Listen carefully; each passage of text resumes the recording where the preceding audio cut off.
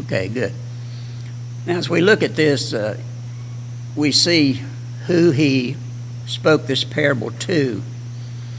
He spoke this parable to some who trusted in themselves, number one, that they were righteous, and despised others. Now, you wouldn't have to look too far to know that he's talking about the scribes and Pharisees and the elders and those people, because time after time again, we've seen this idea of their pride, their arrogance, and they trusted not in God, but they trusted in themselves. Here are the leaders of the people who should be trusting in God more than anyone, who are not trusting in God, but trusting in themselves. So there's their pride, their selfishness right there. And that's not bad enough. They despised others. They said, we're righteous, you're not. We're righteous, you're not worth anything. That's what despise means. It's the same thing that they did with Christ. They despised him. And so here's the people that he means this parable for. Two men go to the temple to pray. Now, the Jews normally had 2 hours of prayer, 9 o'clock in the morning and 3 o'clock in the afternoon. So which one this was, we don't really know. One was a Pharisee, and of course that goes right back to those who trusted in themselves and despised others. The Pharisee would be the one who trusted in himself that he was righteous. And said, and then we know there is the tax collector or the publican. He's the one that the Pharisee would despise. The Pharisee stood and prayed thus with himself. Notice that. He didn't pray to God, he prayed with himself, or he prayed to himself. The prayer was not really a prayer where he wanted to talk to God. He wanted to communicate with God, that he wanted maybe to pour out his heart's desire to God, or he needed to confess something before God.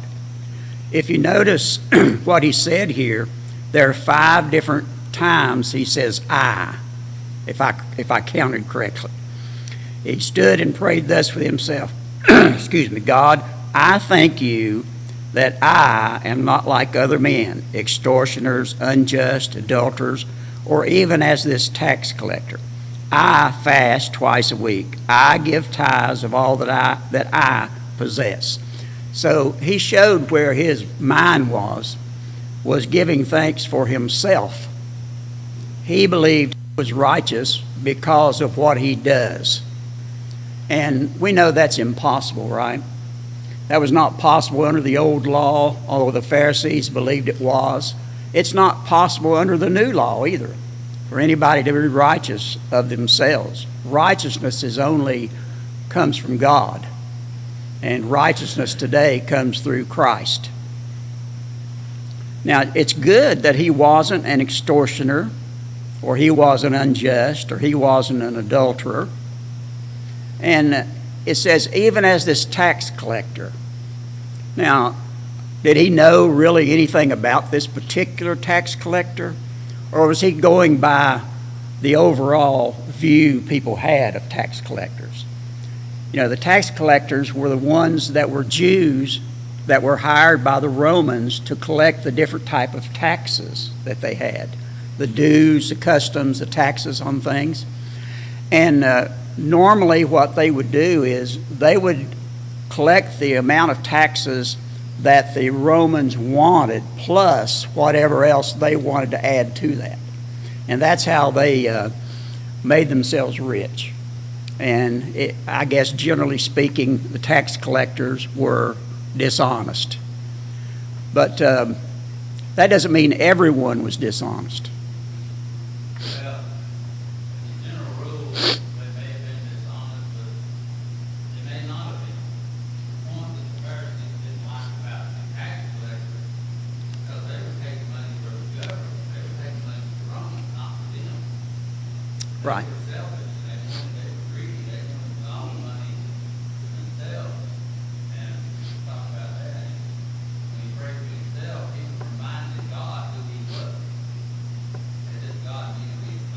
Yeah. You know what I'm saying? He was just known and trying to convince God, he was also trying to convince himself what he got.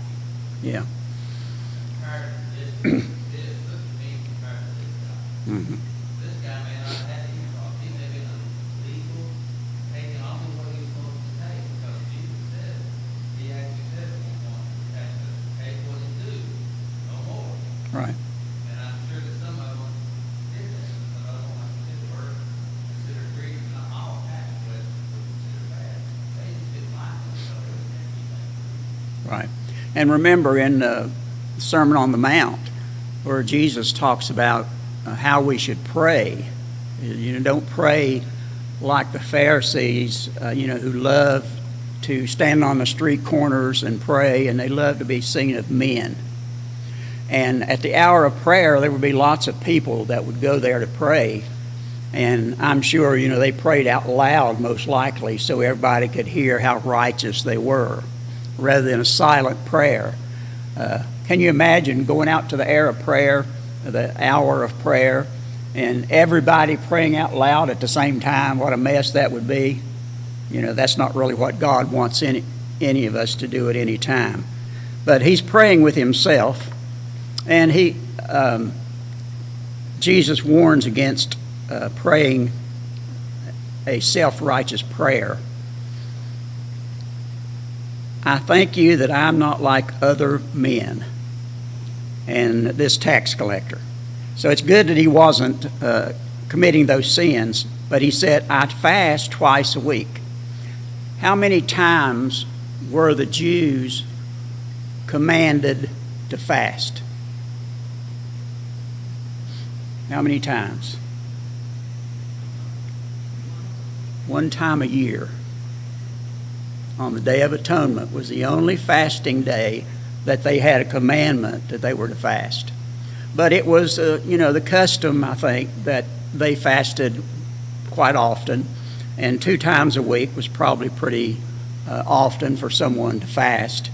And so he's pretty proud of himself that he fasts twice in a week. And then he says, I give tithes of all that I possess. Well, wasn't that what they were supposed to do? To give tithes? Maybe he knew that not very many people did that, but even if other people did, he's proud of that. He's saying, look what I have done. I'm righteous because I fast twice a week, because I tithe. In other words, I'm right with God because of how good I am. It was good for him to fast, right? And good for him to tithe. But it was not good for him to exalt himself because of that, to lift himself up because of that. It's never right for us to claim any kind of righteousness of our own, because even our own righteousness, even if it's good, is not anything that gives us a right to come into God's presence. If I could live a perfect life, which is impossible to start with, so even if I could do that, that would not give me the right to get into the presence of God. What gives us the right to enter into the presence of God? It's the grace of God. The grace of God gives us the right. And of course, our faithful obedience is our part of it, but if it wasn't for the grace of God, we never would have the opportunity to come into his presence like we do today. So here they are, 2 men coming into the presence of God, and the first one is exalting himself. He believes he is righteous, and he is despising this tax collector already. Any comments about the Pharisee?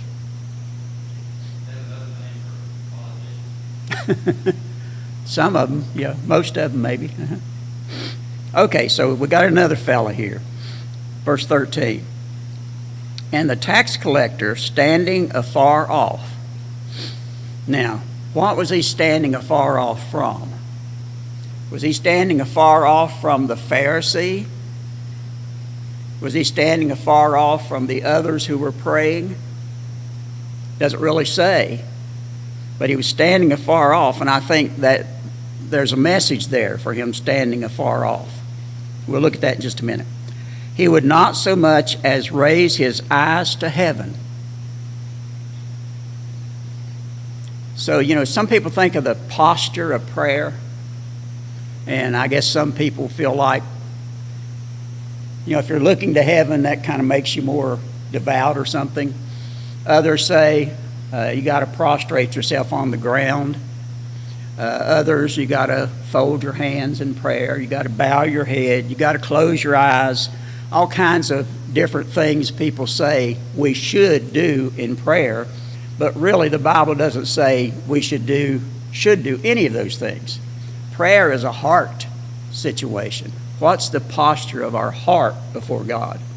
This man's posture, the first man's, was not right spiritually, was it? He could have had the best physical posture getting ready to pray that you've ever seen, and people would look at that and say, "Oh, look at that man. He's a man of God." But he really wasn't. Okay, so he would not as much as lift his eyes to heaven. Now, there's a reason why he doesn't do that. But beat his breast. Now, that's not a common thing, is it? Where in the Bible do we see people beating their breast? What's usually the occasion when they would beat their breast for some reason? Grieving. Yeah. Right. Sorrow, heartbreak, mourning, all those things. An emotional response, isn't it? So he has an emotional response here to God. He's not standing straight and tall and thinking that he has a right to brag about himself before God. He is showing great humility in everything that he's doing here by standing afar off, not thinking that he needs to get close. He would not so much as raise his eyes to heaven. He beat on his breast. All these are signs of humility, contriteness. And who is it that God likes? Those who are of a contrite heart. And then he said, "God, be merciful to me, a sinner." That's all he said. He didn't say, "I'm glad I'm not an extortioner." He didn't say, "I fast twice a week." He said, "God, be merciful to me." Why? Why did he need mercy?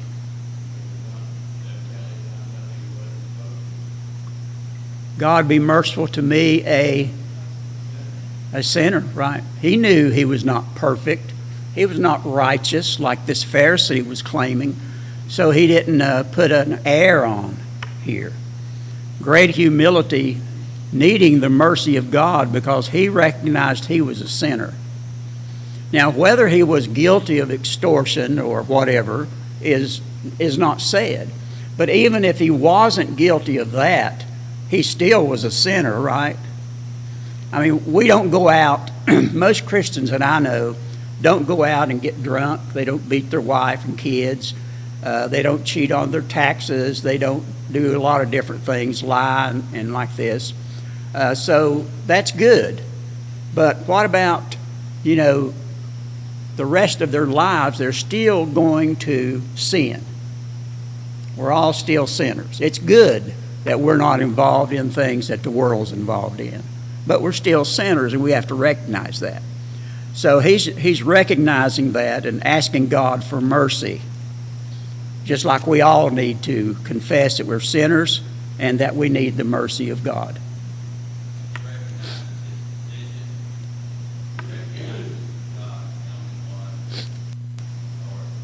Right.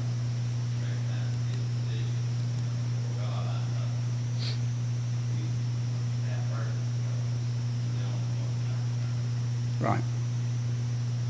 Karen?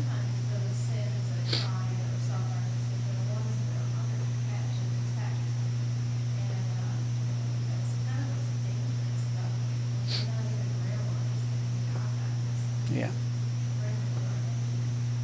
That's right. In case you didn't hear her, sometimes those sins, are hard to detect. always good to bring it to our own attention, or, excuse me, my nose is running. Okay, now both of them are, go ahead. Sorry, Justin, probably going back to the Pharisee also. Jesus quotes Hosea 6:6 in multiple places. He says, I desire steadfast love, not sacrifice, and all of God, rather than burnt offerings. And similarly, in Micah 6, verse 6, it says, with what shall come before the Lord and bow myself before God on high? Shall I come before him with burnt offerings, with captive oil, or will he please with thousands of rams, with 10,000 rivers of oil? Shall I give my firstborn for my transgression, the fruit of my body, for the sin of my soul? He has told you, O man, what is good, and what does the Lord require of you? But to do justice and love kindness, and walk humbly with your God. But I just wanted to point that out too. Jesus wanted to come before this and said it's not about, the ritual, it's about the mercy and the compassion. Right. I think this is the point here too. The tax collector, he's not bragging about his sacrifices, but he's asking for that mercy because he knows that he's nothing without that grace. Right. Right.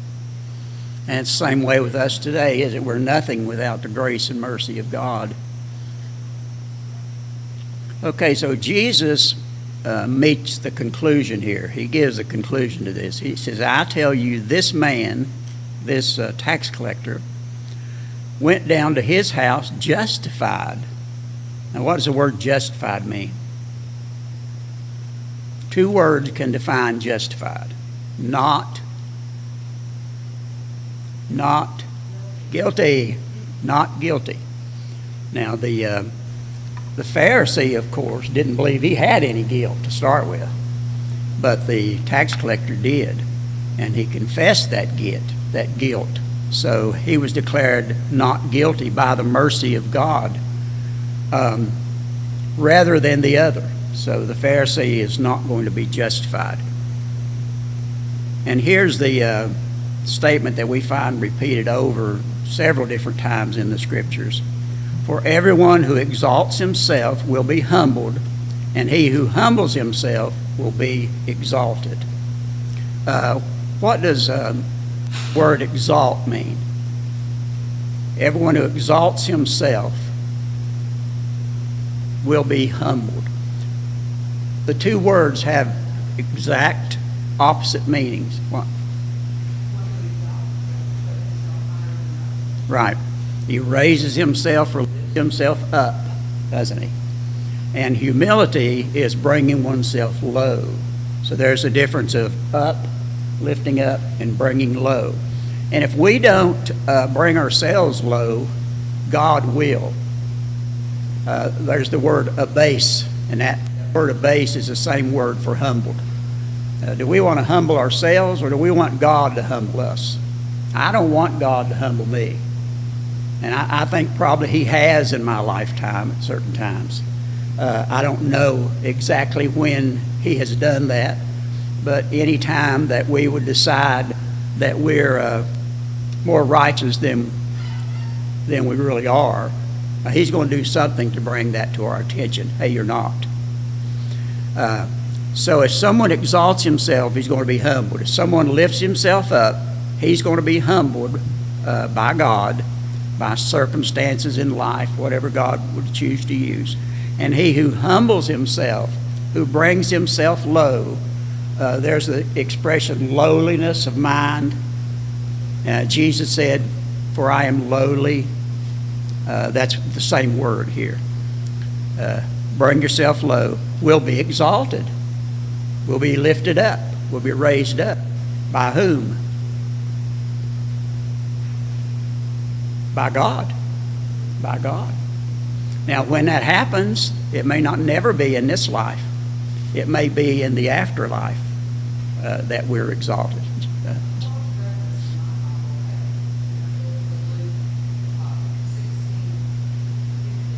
Mm-hmm.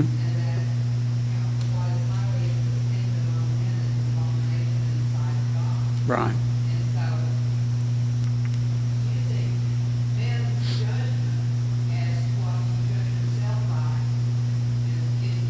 That's right. Yeah. Because most men are worldly. And so therefore, if you use their judgment as to how good you are, then Yeah, you get the wrong judgment. that's right. And we can always find somebody that we can judge ourselves to be better than, can't we? Or somebody we can judge to be less than. And that's a dangerous thing to do, right? Good comment. Let's look at some passages. Turn back to Luke 14. The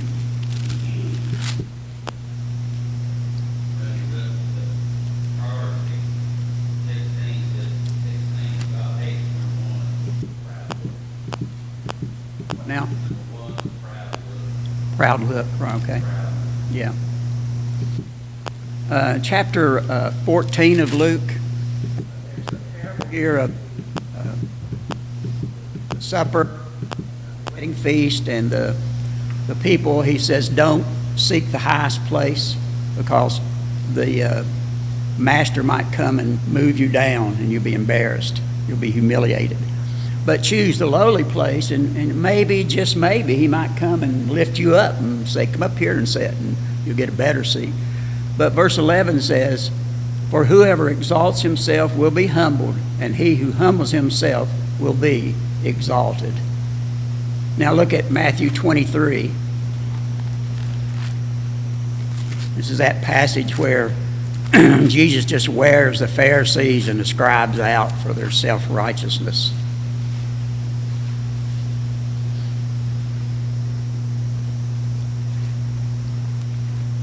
Now, he's been talking here about the scribes and the Pharisees and how they bind heavy burdens on people. They do what they do to be seen of men, how they love the best places. They love to be called rabbi, rabbi. And he says in verse 8, but you do not be called rabbi, for one is your teacher, the Christ, and you are all brethren. Do not call anyone on earth your father, for one is your Father, he who is in heaven. And do not be called teachers, for one is your teacher, the Christ. But he who is greatest among you shall be your servant, and whoever exalts himself will be humbled, and he who humbles himself will be exalted. So here we have the scribes and Pharisees who are exalting themselves and wanting to be served, declaring to be great, when Jesus says, really the greatest among you is your servant. One who humbles himself to serve others is the greatest in the kingdom. And whoever exalts himself will be humbled, and he who humbles himself will be exalted. Turn over to James chapter 4.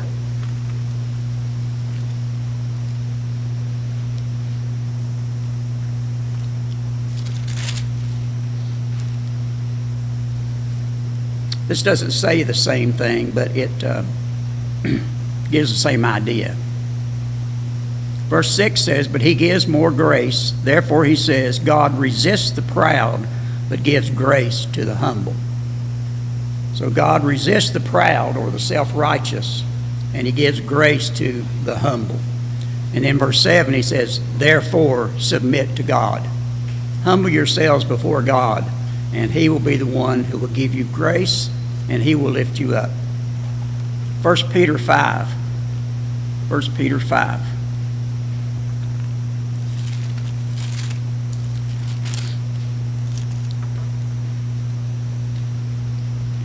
Verse 5 says, likewise, you younger people, submit yourselves to your elders. Yes, and all you be submissive to one another, and be clothed with humility. For God resists the proud and gives grace to the humble. So there he says pretty much the same thing, that we should be clothed with humility. Okay, so any other comments on this particular parable or questions? Since this is the last lesson on the parables, turn to Matthew chapter 25. I want to at least give a good introduction to these parables because they all show a progressive teaching. There's the parable of the 10 virgins in verses 1 through 13. the parable of the talents in 14 through 30. And then it doesn't say this is a parable, but it follows closely with and continues the teaching, the judgment in 31 through the end of the chapter. And my Bible has a heading that says Judgment of the Gentiles, which is not really what's happening here. It's not just the Gentiles that are being judged. Now what we see here is the parable of the 10 virgins says, be alert, be ready, be watchful, because you don't know the hour when the Lord's coming. The parable of the talents says, the way that you be watchful and alert and ready is to be a servant according to the ability which God has given you. And then the last, 31 through the end of the chapter, this is a prime example, and this is the example that God gives, so it must be pretty important. That the way we take care of other people, the way we serve other people and take care of them, is the same thing as serving Christ and taking care of Him. And that's how we be ready and watchful, and that's how we use the abilities we have to be a servant of God by serving other people. So I just wanted to put that in our minds so that when you read these things and study them yourselves, you'll have an idea of how they relate together.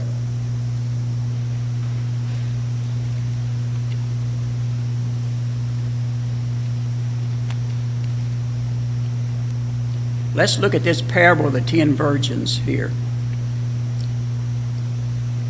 If someone would read for us, please,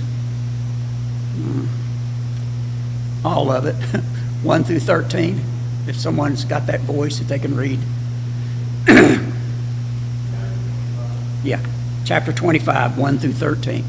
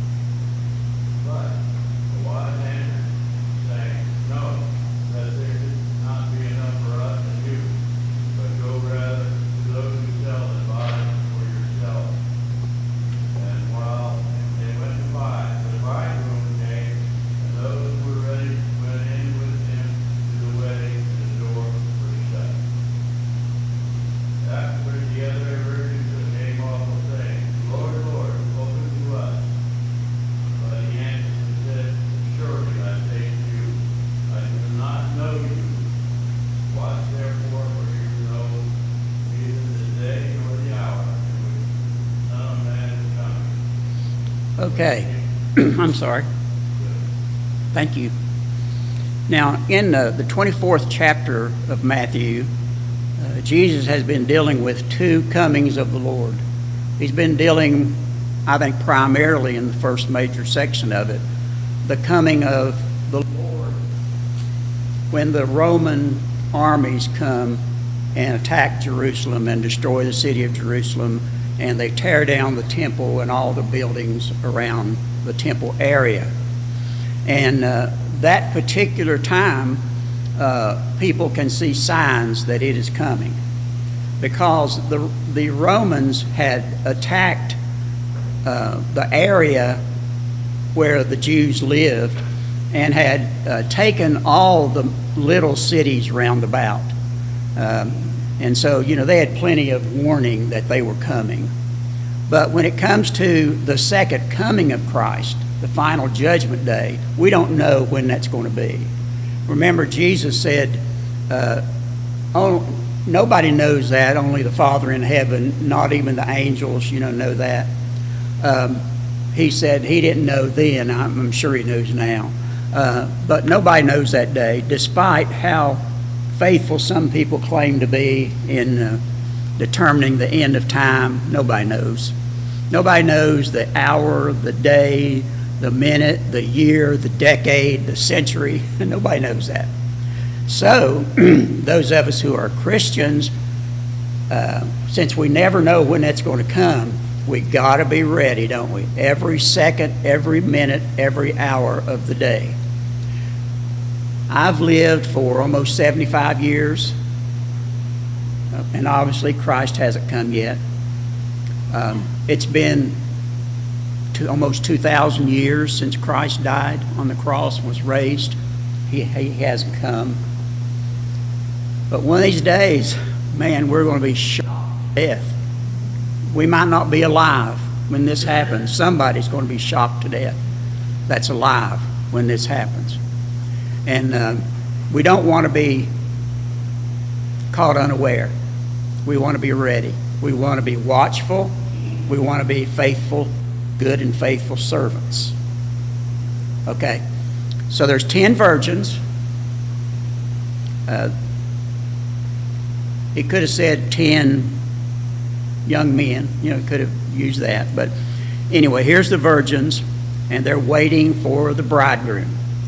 And of course, 5 of them are wise and 5 of them are foolish. That doesn't mean that half of the people are always going to be wise and half are all going to be foolish, just in this particular parable. So the foolish ones took their lamps, but they didn't take any extra oil with them. The wise took their lamps and they took some extra oil with them. They all slumbered and slept. Now that does not mean that the wise were unaware during this period of time. This is just what people do. At nighttime, they sleep. So he's delayed his coming, and they're just sleeping. And then finally there comes the cry, he's coming, the bridegroom's coming. So they all get up and trim their lamps, they turn their lamps on, and they get ready to go out. And the foolish ones say, we don't have enough oil. And the wise ones do, and they even have some extra. So they say, would you give us some of your oil? But they said, no, we can't do that because we might not have enough, and then we wouldn't have enough, and you wouldn't have enough either. Go and buy some. Now, somebody might think, well, that's pretty cruel. That's pretty selfish that you don't want to share. Well, we got to look at the meaning of what's going on here. When it comes to being ready for Christ's coming, I can't be you and you can't be me. I can't have grace for you, you can't have grace for me. I can't do your work, you can't do mine. It's an individual accountability before God, before Christ when he comes back. So that's what that's dealing with here, I think. So the bridegroom comes, and the wise ones go into the wedding. And then the door was shut while the foolish ones were looking for some oil. They find some, they're coming back. Open up, we're here. I do not know you. What a sad, sad something that would be to have God say that to you, have Christ say that to you. That might be, I don't know. I don't know you. Well done, good and faithful servant. I don't know you. What a contrast. Okay, so the conclusion is, watch therefore, for you know neither the day nor the hour in which the Son of Man is coming. So that's the parable. That's the main deal, with this particular parable. Does anybody have any comments on it here? Aaron? I just wanted to go back real quick to when we were talking about how, so the ones that were wise and prepared had the extra oil, and some may say that it's not fair that they didn't share. Well, I think you make the point, and you can see that they make it very clear to show that everyone was given the same information, everyone was given the same time, everyone was given the same opportunity for everything. As